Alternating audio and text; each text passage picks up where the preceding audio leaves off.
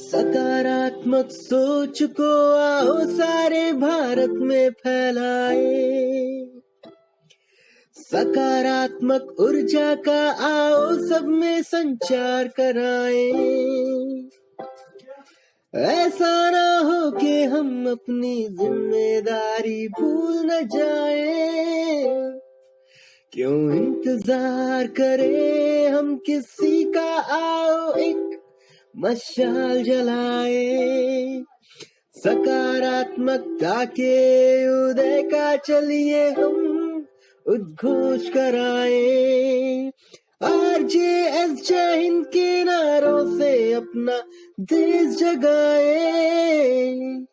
RJS Vande Mataram से सारी सरकार जगाए। नमस्ते, जय हिंद, जय भारत, वंदे मातरम। मैं ममता रानी आज सकारात्मक भारत सूचना केंद्र जमशेदपुर झारखंड से आप सभी का स्वागत करती हूँ। आज़ादी के अमृत गाथा राष्ट्र प्रथम भारत विश्व एक परिवार RJS TJAPS KBS के आज़ादी के अमृत गाथा में आज हम गुरु रविदास जी के बारे में जानेंगे तथा उन्हें श्रद्धांजलि अर्पित करेंगे।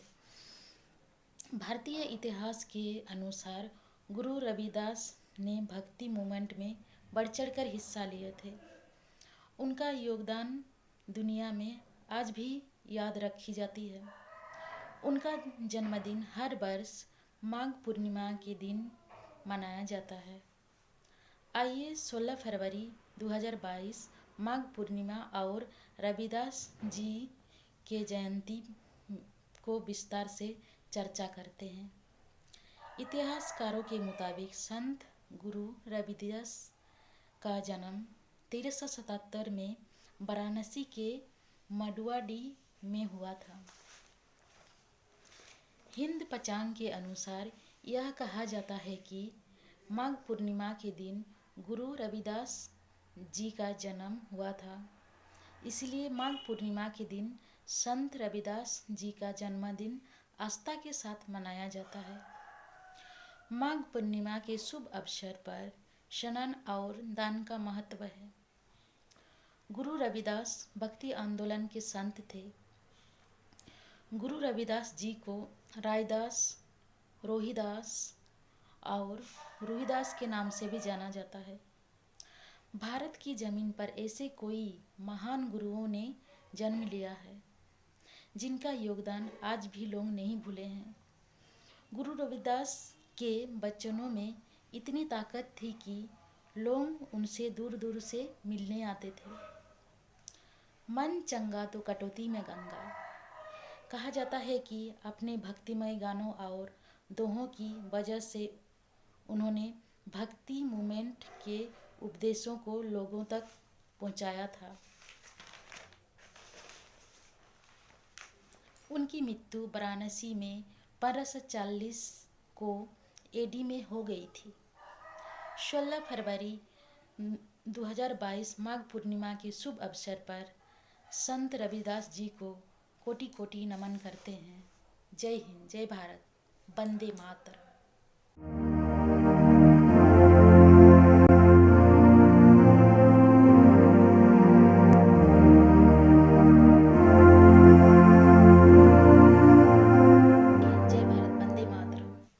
RJS TJAPS KBS की आज़ादी के अमृत गाथा राष्ट्र प्रथम भारत विश्व एक परिवार। RJS सकारात्मक सूचना केंद्र जमशेदपुर झारखंड से मैं ममता रानी आप सभी भाई बहनों का स्वागत करते हैं। आइए स्वतंत्र सेनानी दामोदर सेठ जी की जीवनी से प्रेरणा लेते हैं तथा उनके बारे में जानते हैं। महान क्रांतिकारी और देशभक्त दामोदर स्वरूप सेठ का जन्म 11 फरवरी 1901 ईस्वी को उत्तर प्रदेश के बरेली में हुआ था।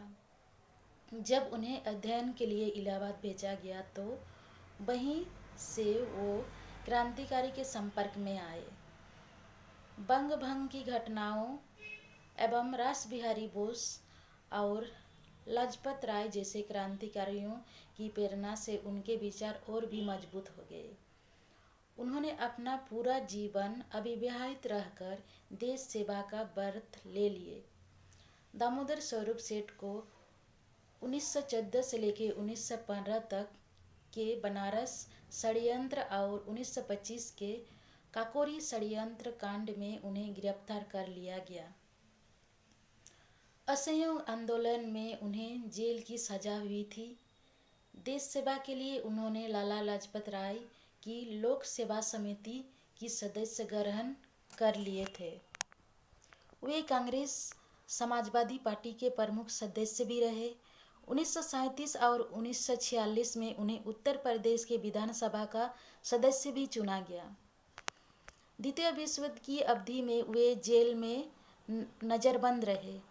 जेल से रिहा होने पर वे फिर से कांग्रेस पार्टी में शामिल हो गए और उत्तर प्रदेश के प्रमुख समाजवादियों में उनकी गणना होती है। उन्होंने संविधान सभा की बहसों में हिस्सा लिया। सेठ ने मौलिक अधिकारों के तहत अनुच्छेद 30 में संशोधन का भी सुझाव दिया, इस तथ्य पर जोर देते हुए कि भारत को समाजवादी लोकतांत्रिक व्यवस्था को लागू करना चाहिए।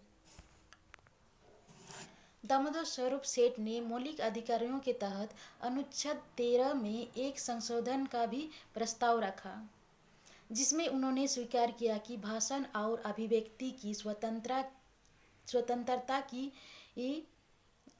गारंटी दी जाए, लेकिन वास्तव में दिया गया कि प्रेस की स्वतंत्रता के लिए एक अलग खंड जोड़ा जाए। सेठ ने अनुच्छेद 23 के तहत एक संशोधन पेश किया, जिसमें सिफारिश की गई कि अल्पसंख्यकों को केवल भाषा के आधार पर मान्यता दी जाए। दामोदर स्वरूप सेठ को सतीश चंद्र बरेली से संबंधित थे। बरेली सहित भारत के लिए गौरव की बात है कि संविधान सभा में 2 महान शख्सियतों ने बरेली से प्रतिनिधित्व किया और 1965 में दामोदर स्वरूप सेठ का निधन हो गया।